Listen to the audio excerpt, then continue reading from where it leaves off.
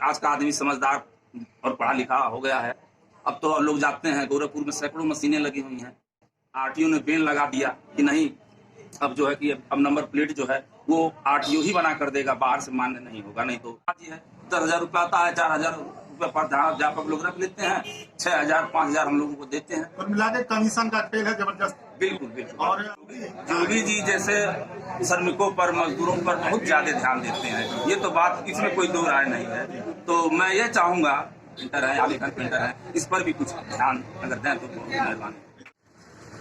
वर्ष 1957 में B.R. चोपड़ा की एक फिल्म आई थी नया दौर। इस फिल्म में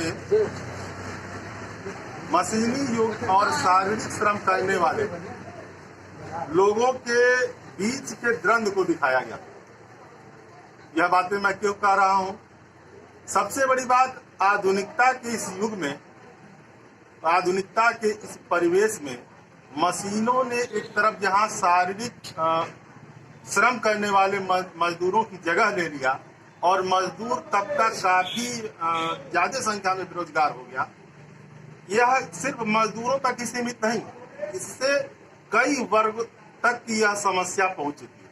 नमस्कार, मैं हूं सुनील गहलोत और आप देख रहे हैं पूर्वांचल भारत न्यूज। इसी क्रम में शारीरिक श्रम के ही क्रम में एक 10 वर्ष पहले, एक दशक पूर्व मान लीजिए या 2 दशक पूर्व मान लीजिए, राइटिंग पेंटरों का जमाना हुआ करता था, जो signing board, number plate, hoarding, banner आदि लिखा करते थे।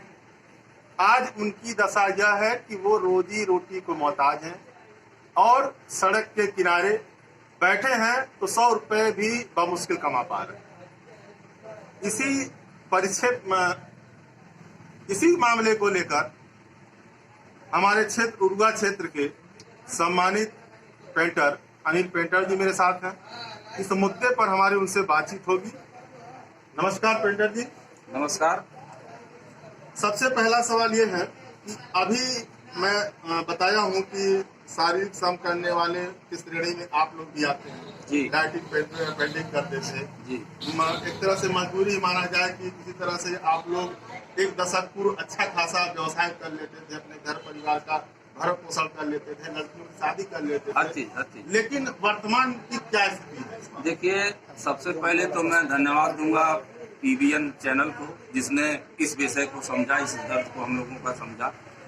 देखिए, पहले हम लोग पेंट से, हाथ से बोर्ड लिखना हुआ या किसी का दीवार पर लिखना हुआ, दुकान पर लिखना हुआ, हाथ से हम लोग पेंट करते थे, ब्रश से पेंट द्वारा अच्छी अच्छी सुंदर सुंदर राइटिंगों में लिखते थे, वर्ग फुट के हिसाब से उसका हम लोग पैसा लेते थे। लेकिन इसी बीच में ये आ गया कंप्यूटर, फ्लेक्स मशीन आ गई। अब पेंटिंग का जो काम है ये समझ लीजिए एकदम बंद है। अब ये जो कंप्यूटर बोर्ड बन के आ जा रहा है, पहले ये इसका भी हम लोगों को ऑर्डर मिलता था, हम लोग ऑर्डर कस्टमर से लेते थे, गोरखपुर या किसी अन्य शहरों से हम लोग प्रिंट करवा कर ग्राहक को दे देते थे, 2 पैसा हम लोगों का बचता था। लेकिन आज का आदमी समझदार और पढ़ा लिखा हो गया है। अब तो लोग जाते हैं, गोरखपुर में सैकड़ों मशीनें लगी हुई हैं, लोग जाते हैं वहाँ ऑर्डर दे देते हैं, मार्केटिंग करते हैं, शाम तक छपवा कर लेके आके कील काटी ठोंक के अपना लगा लेते हैं, ये भी गया। अच्छा, दूसरा था नंबर प्लेट लिखना, जैसे 2 पहिया हुआ, 4 पहिया हुआ, ये हम लोग पेंट से, ब्रश के द्वारा लिखते थे, 2 पैसा उससे कमाते थे। लेकिन सरकार ने, आरटीओ ने बैन लगा दिया कि नहीं, अब जो है कि अब नंबर प्लेट जो है वो आरटीओ ही बना कर देगा, बाहर से मान्य नहीं होगा, नहीं तो जुर्माना लग जाएगा। अब ये भी जो है नंबर प्लेट वाला भी जो है, ये भी हम लोगों का 2 पैसा था, ये भी हम लोगों के हाथ से गया। कुल मिला के एकदम मतलब दिन भर हम लोग बैठे रहते हैं, महीनों में एक आध बार कोई आ गया तो आ गया। अब जैसे नेम प्लेट हुआ, वो पहले हम लोग लकड़ी पर या टीना पर पेंट से लिखते थे, पैसा लेते थे। अब उसके लिए रेडियम कटर मशीन आ गई है, अक्सर जो है वो कंप्यूटर से अपना काट के बन जा रहा है। कुल मिला के एकदम अब हम लोगों की कहानी अब खत्म है, मैंने पूरी तरह से खत्म ही मान के चला। अब आप ही बताइए। महसूस कर रहे हैं कि सरकार भी आप लोगों या राइटिंग पेंटरों को लेकर के अधिक गंभीर नहीं है? नहीं, कोई क्या गंभीरता है बताइए। बहुत बड़ा मुद्दा है और हमारे इस चैनल के द्वारा मैं चाहूंगा कि ये मुद्दा योगी जी तक जाए। अपने प्रदेश के सीएम हैं और हर मुद्दे पर गंभीर रहते हैं। ऐसा नहीं है, हर मुद्दे को लेकर गंभीर रहते हैं। एक और सवाल है अनिल जी, जी बताइए। कि आप लोग सबसे खूबसूरत सी पेंटिंग बनाते थे जी। एक दशक पहले। उस पेंटिंग को मान लीजिए एक पोर्ट्रेट बनाने में कितना समय लगता था, क्या कारीगरी लगती थी और क्या कैसे होता था वो सारा? जैसे पोर्ट्रेट बनाने में कोई जो बहुत ज्यादा खर्चा नहीं आता था। वो पोर्ट्रेट जैसे पोर्ट्रेट बनाना हुआ, उसका हम लोग 2x1.5 के साइज पर 800 रुपया 1000 रुपया हम लोग लेते थे। लेकिन अब आजकल ये कंप्यूटर से ही बन जा रहा है, सब निकल जा रहा है। तो इस समय जो मान कर रहे हैं एकदम खाली बैठे हैं, हाँ। जबकि देखिए आज भी राइटिंग का काम है, आलेखन पेंटिंग का काम चल रहा है। जैसे दीवारों पर हाँ, आज भी हाँ, लिखे जा रहे हैं, हाँ। प्राथमिक विद्यालयों पे लिखे जा हाँ, रहे हाँ, हैं, हाँ। जूनियर हाई स्कूल पे लिखे जा रहे हैं। तमाम ऐसे जगह खाली हैं जो हो रहे हैं, इसको लेकर क्या कहेंगे?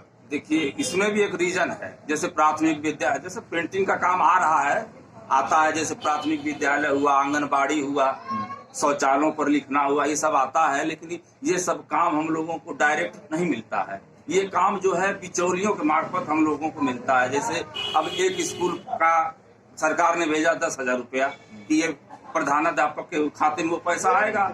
10,000 रुपया भेजा कि ये स्कूल को मेंटेनेंस करवा दिया जाए, सब लिखवा दिया जाए, मेनू वगैरह भोजन सब लिखना पड़ता है। तो 10,000 रुपया वो सही पूछे तो हम लोगों के लिए आता है कि पेंटर्स को देकर वो काम करवाया जाए। लेकिन वो 10,000 रुपया में जानते हैं, उसमें भी जो है कमीशन बाजी है।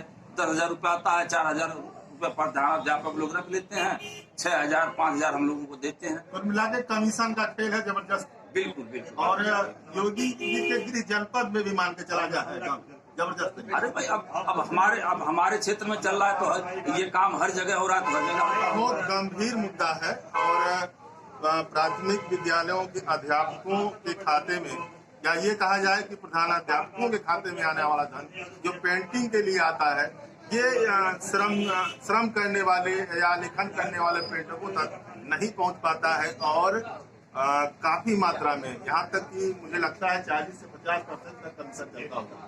हाँ सर, बहुत इतना कमीशन लिया जाता है। और इस मुद्दे को मेरी कोशिश है कि अधिक से अधिक लोगों तक पहुंचे ये और लोग जाने कि क्या हालात है पेंटरों की। अभी और क्या कहना चाहेंगे हमारे दर्शकों को?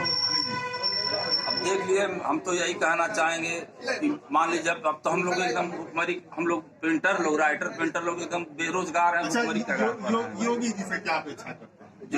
योगी जी जैसे श्रमिकों पर, मजदूरों पर बहुत ज्यादा ध्यान देते हैं। ये तो बात, इसमें कोई दो राय नहीं है। तो मैं ये चाहूंगा योगी जी से कि हम इस विषय पर, हम लोग जो पेंटर है, हम लोग जो चित्रकार पेंटर हैं, आलेखन पेंटर हैं, इस पर भी कुछ ध्यान अगर दें तो बहुत मेहरबानी। एकदम सही कहा आपने। और हम लोगों की भी, हमारे चैनल की भी कोशिश रहेगी कि आपकी बात जो है प्रदेश के मुखिया योगी आदित्यनाथ तक पहुंचे और आप लोग जो आलेखन कला से जुड़े हुए जो पेंटर हैं, जो राइटिंग पेंटर से जुड़े हुए हैं पेंटर हैं, उनकी इस दशा का सुध लिया जाए। और पूर्वांचल भारत न्यूज़ से बात करने के लिए बहुत बहुत धन्यवाद।